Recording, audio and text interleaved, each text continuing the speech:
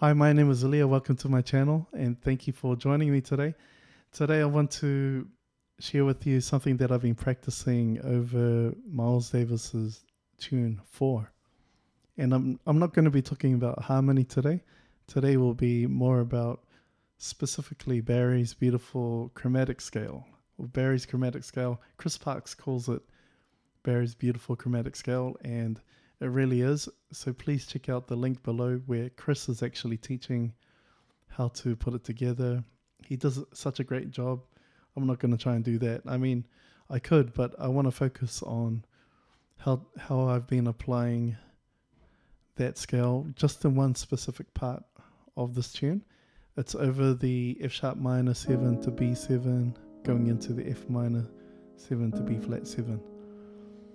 Now, I think I should mention that with Barry's method and from what I've been learning, he has two different paths. So there's the path of scales of chords, so you get these harmonies. So for example, that F sharp minor 7, using the scales of chords, that would be like an A6 chord going to a B7, and there's different things you can play over the B7, like I might play a diminished to give it a flat 9 sound.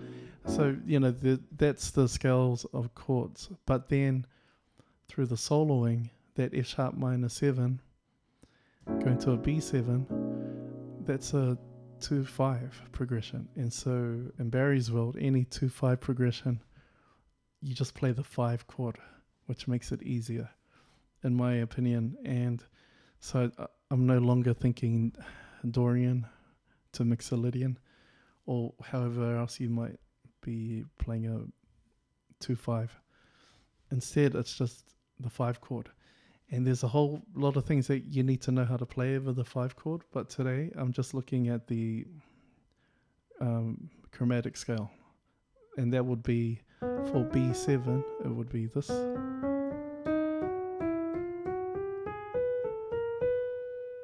So there's that's normal chromatic, but between the 3 and 4, we borrow the next scale tone above of the B7 scale, the F sharp. So between the 3rd and 4th,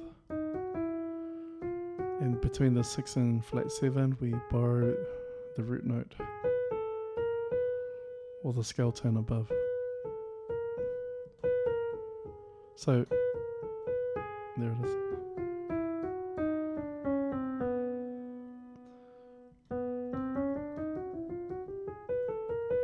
Okay, so over the F sharp minor 7,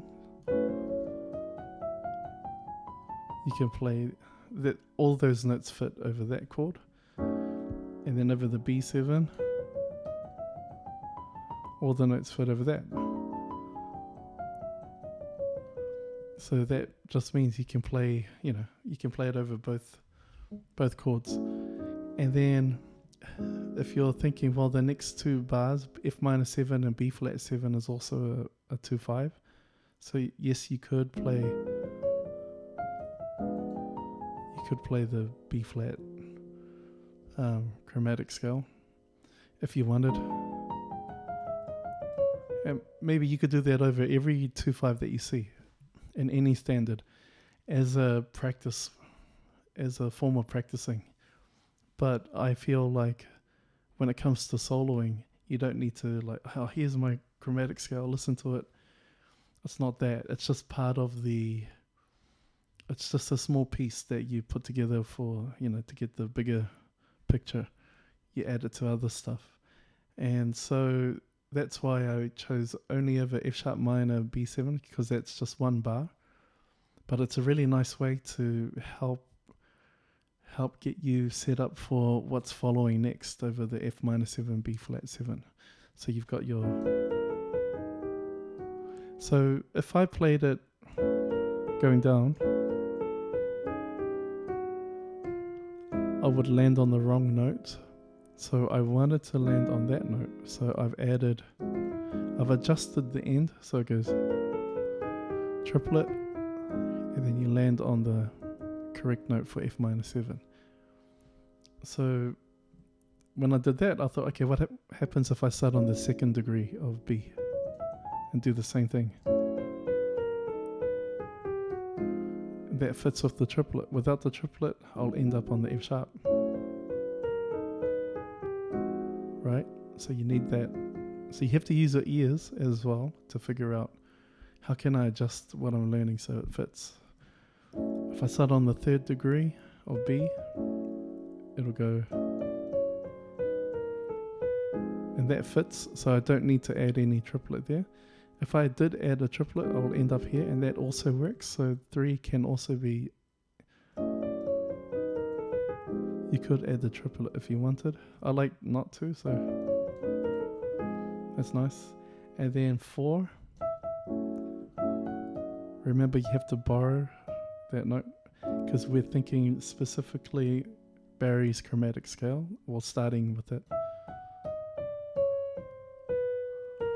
And then I'd land on the A, so I need to add in a triplet to land on the A flat. So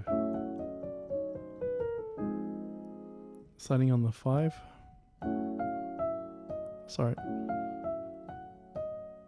Okay. So triplet. That sounds nice. I like landing on that 11. So, and then 6. Add the triplet to land on the C. On the 7th, there's no triplet, and then you're back to 1 again. Now you can go up, add the triplet when you start on 1 to land on the correct note. 2, there's no triplet.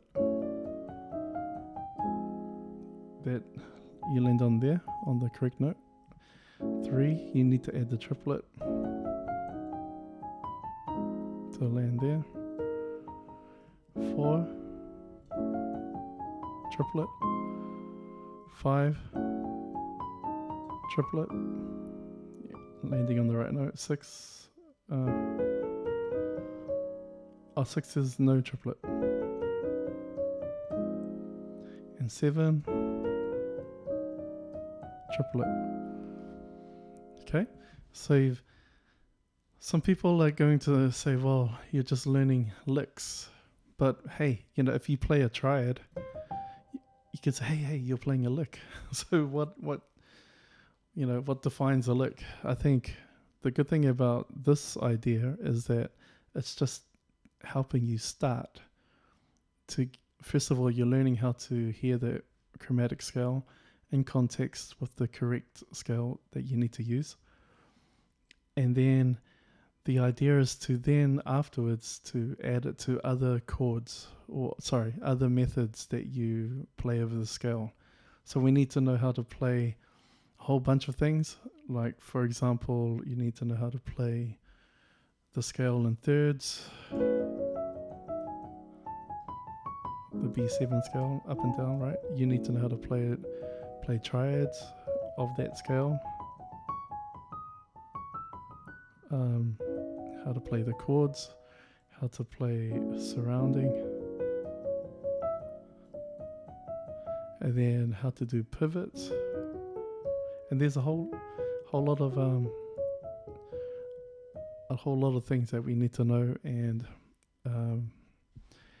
but that's not the purpose of this lesson today or this video. I just wanted to show you how using that technique over the F sharp minor 7 to B7 will help bring out some cool ideas for the following bars. So let me just play 1 or 2 choruses.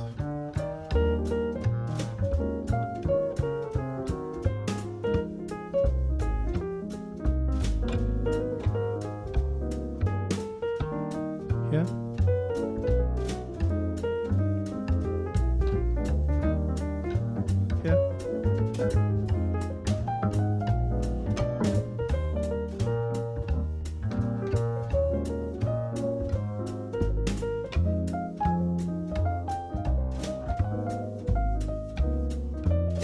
I'll go up this time.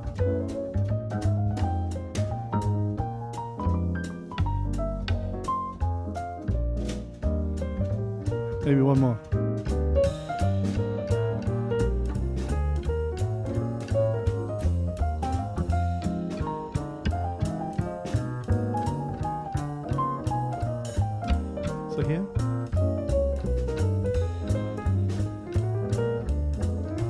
go up. Oh. And I played that wrong, that 3 going up. I'll do it again.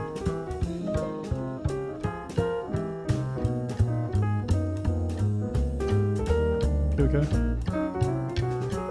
That's it.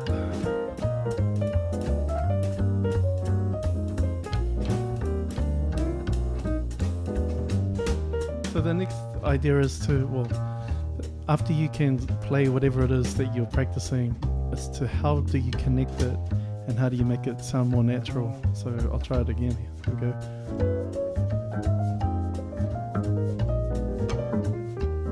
Yeah, or you know, something like that. So it's a lot of fun to practice that. You react off of what you've just played.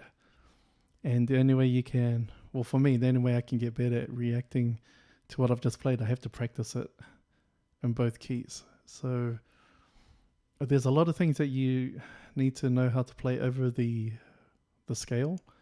And today was just a very short, brief example of what I've been practicing using Barry's beautiful chromatic scale. And I hope that you might consider using some of that scale in your own playing. If you have any questions or anything, please drop a comment below, and don't forget to like. So just a quick recap, don't forget that every 2-5 progression that you see in a standard, in Barry's world, he would use the 5 chord, the scale for the 5 chord, to cover both of those chords, to cover the 2 minor 7 and the 5 7. So in this case, A sharp minor 7 to B7, we would use the B7 scale over both chords. So if you just imagine, if you can play, like say, 3 different ways of using that B7 scale, like one way might be, for example, maybe you're playing intervals, like of thirds. Right, so those thirds sound good over that, but how do you play those thirds? That's the trick question. You know, do you just play it up the scale, or do you think of different intervals, different positions to play it? Something for you to play around with, and then instead of thirds, it could be also a whole other group of intervals. How about, I like the 6. So run that through the scale and see what you come up with, and you might mix that with the chromatic scale. So that's the chromatic scale. What if I went only up a third? And then I did the other thing. I did the intervals after it. So it'll be, I mean, that's just one basic idea, but you can practice that in every degree of the scale. So you might start on the 2nd.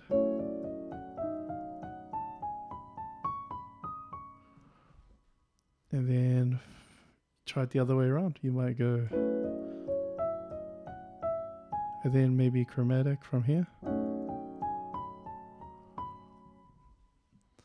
Right? And it doesn't have to be that length. You can choose how the distance you choose. That's the great thing about this. So we're not all going to sound the same. Like, you just take one little idea and you go, okay, how many ways can you present it using that scale? That's what I love about Barry's method, and I haven't really talked about the soloing side of things on my channel. This is the first video that I've ever actually approached that. But because most of the stuff I love doing is harmonic stuff, and of course I love soloing. I mean, I practice that a lot also, but I just don't share much of it because I've always figured, hey, just check out Chris's channel because he's teaching it all, right? But what I like to share on my channel are things that inspire me and things that I like. And if I like it, then I can teach it better, right? I don't want to force myself to try and just because somebody is teaching it somewhere else that maybe I should teach the same thing. No, I think that you're here because you like what I give, and I hope that you may have liked what I shared today. So let me know, and I always appreciate your time. Thank you again, and yeah, see you next time. Take care.